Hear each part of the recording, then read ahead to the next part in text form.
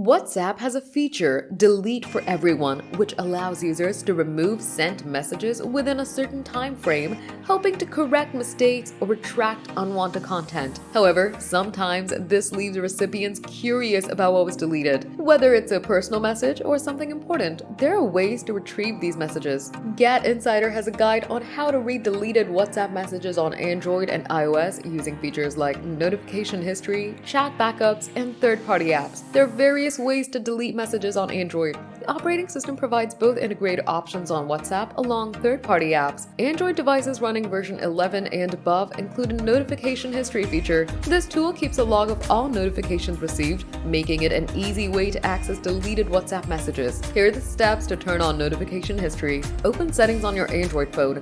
Go to Notifications and select Advanced Settings. This may vary by device. Tap Notification History and toggle it on. Once enabled, your phone will log incoming WhatsApp messages even if they're deleted. To see them, return to Settings, go to Notifications, click on Notification History, and scroll through the recorded messages. WhatsApp offers a chat backup feature, letting you restore deleted messages if a backup was created before deletion. Backups can be made manually or automatically on a daily, weekly, or monthly schedule. First off, open WhatsApp and go to Settings, click on Chats, and go to Chat Backup. Ensure the backup frequency is set to daily or at an appropriate interval. Go to your device's settings, find WhatsApp and uninstall it. Download and install WhatsApp from the Google Play Store again. Open WhatsApp, verify your phone number, and tap Restore when prompted to retrieve chats from backup. Third-party apps like Notice-Save are designed to save notifications and can help access deleted WhatsApp messages. These apps monitor and store incoming messages, including those who've been deleted. Download and install the third-party app from the Google Play Store. Launch the app and permit it to access notifications and storage.